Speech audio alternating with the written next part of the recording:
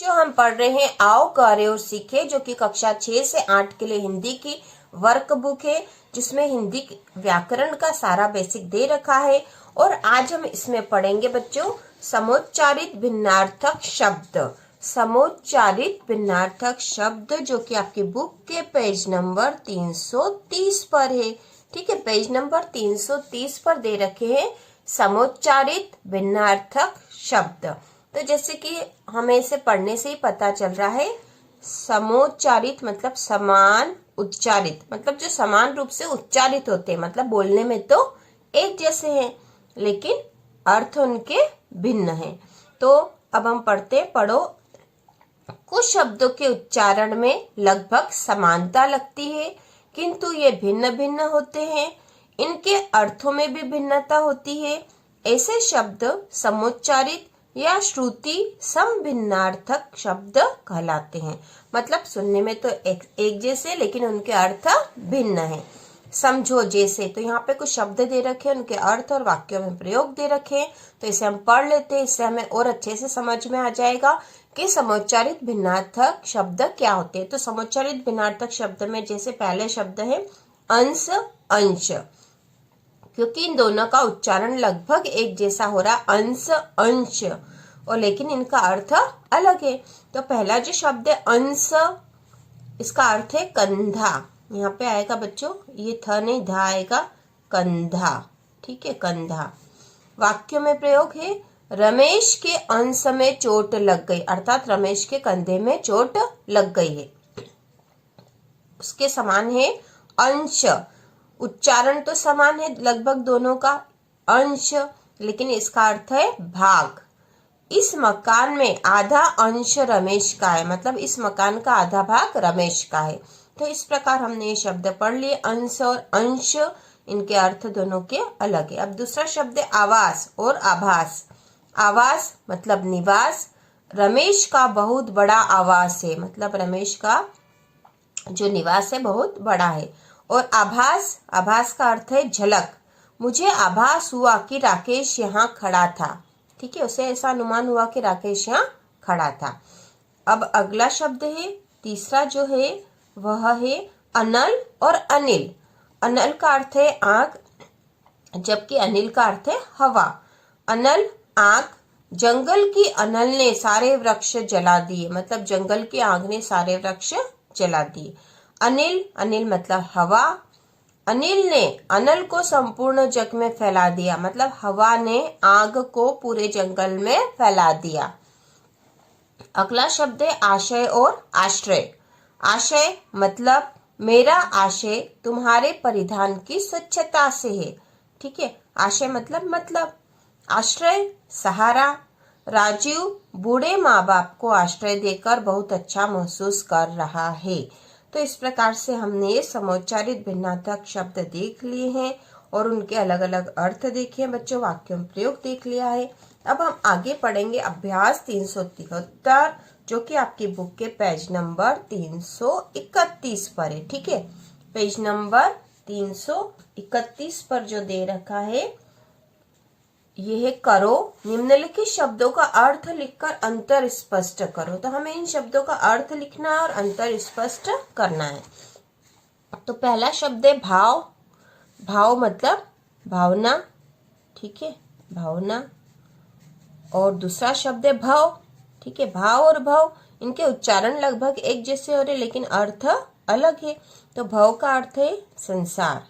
ठीक है, भव सागर मतलब संसार सागर, भव मतलब संसार। रात, रात मतलब रात्रि। ठीक है, रात्रि। और रथ मतलब लीन, लीन या उस कार्य में लगा हुआ। ठीक है, बैर, बैर मतलब दुश्मनी। ठीक है, दुश्मनी, बैर भाव होता है ना जो, दुश्मनी। और ये बैर एक फल।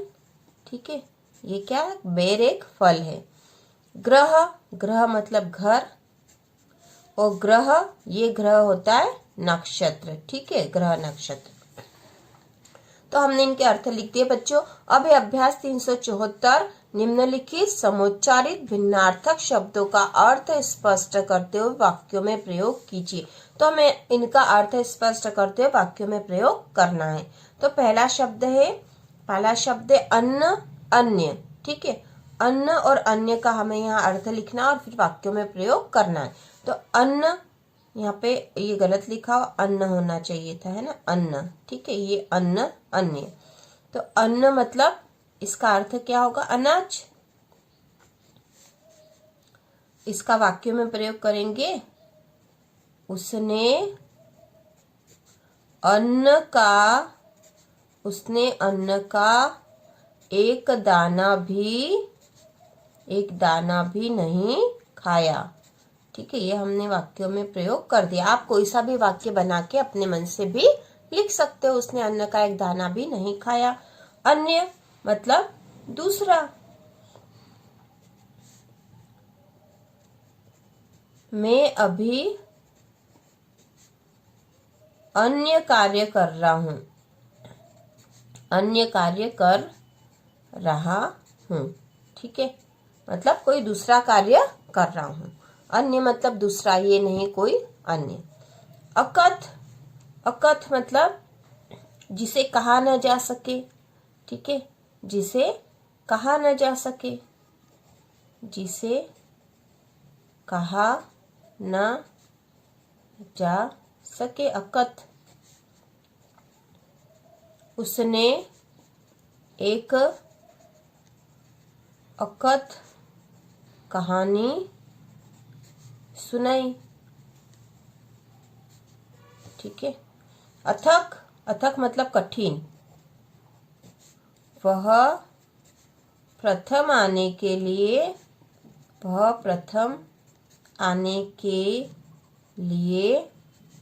अथक परिश्रम। वह प्रथम आने के लिए अथक परिश्रम कर रहा है। ठीक है बच्चों, इस तरह से यह वाक्य में प्रयोग कर दिए। तो इन दोनों शब्दों के अर्थ अलग अलग है। ठीक है, और उस अर्थ के अनुसार हमने वाक्य में प्रयोग करा है। ये शब्द समोच्चारित भिन्नार्थक शब्द है, क्योंकि इनका उच्चारण लगभग एक जैसा हो रहा। अगला शब्द है आदि। ठीक है, आदि मतलब वगैरह। ठीक है, आदि मतलब वगैरह, तो यहाँ लिख देते हम वगैरह। ठीक है, यहाँ कपड़े। ठीक है, यहाँ कपड़े, बर्तन, फूल आदि मिलते हैं। ठीक है, यहाँ कपड़े, बर्तन, फूल आदि मिलते हैं। और ये वाला जो आदि है, इस आदि का अर्थ है आदत।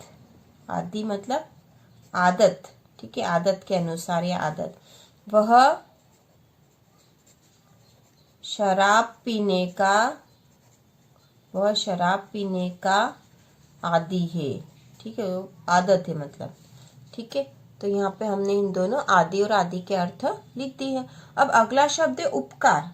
उपकार मतलब भलाई या भलाई का कार्य। ठीक है, उपकार मतलब भलाई या भलाई का कार्य।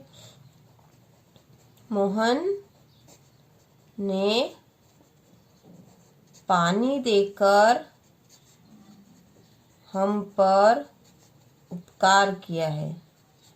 ठीक है, या हमारे ऊपर। ठीक है, हमारे ऊपर उपकार किया है। ठीक है, अपकार मतलब बुराई। ठीक है, अपकार मतलब बुराई। तो उपकार मतलब भलाई होता है, अपकार मतलब बुराई है ना, या बुराई की भावना से है। वह अपने कार्य अपकार की भावना से कर रहा है। ठीक है, कर रहा है। ये तो अपकार मतलब बुराई। ठीक है, उपकार मतलब भलाई। अनल और अनिल हमने पढ़ाई था बच्चों आगे वाले में। अनल मतलब है आंख। ठीक है, और अनिल मतलब हवा। ठीक है, जंगल में अनल फैल रहा है। अनल मतलब आग, तो जंगल में आग फैल रही है। और अनिल, आज अनिल ठंडी है। ठीक है, हवा ठंडी है। तो इस प्रकार से हमने इन शब्दों के वाक्य में प्रयोग भी कर लिए हैं। 375 है, समोच्चारित शब्द और उसके अर्थ गोले में से छाट कर लिखिए। ठीक है, तो गोले में से छाट कर हमें इनके अर्थ लिखने, तो हम एक एक शब्द लिखते जाएंगे और उनका अर्थ ढूंढ के भी लिखते जाएंगे। तो हमें कुछ शब्द तो पता ही है, जैसे पहला ही शब्द यहाँ दे रखा अनिल और आ जाएगा अनल। ठीक है, तो हम यहाँ लिख देते हैं अनिल। ठीक है, अनिल का अर्थ हमने अभी लिखा था हवा। ठीक, और दूसरा शब्द है अनल। अनल मतलब आग। ये हमने यहाँ पर लिख दिया बच्चों, देखो अनिल और अनल। अब अगला शब्द हम लिख देंगे अवलंब और अविलंब। ठीक है, ये समोच्चारित भिन्नार्थक शब्द दिख रहे हैं, अवलंब और अविलंब। तो हम लिख देते हैं अवलंब और अविलंब। अवलंब मतलब होता है सहारा। ठीक है, सहारा। अविलंब मतलब बिना देर किए, मतलब जल्दी। ठीक है, जल्दी। ठीक, तो हमने ये लिख दिए हैं। अब अगला शब्द हम लिख देंगे अथक और अकथ। अथक और अकथ। अकथ, अकथ और अथक।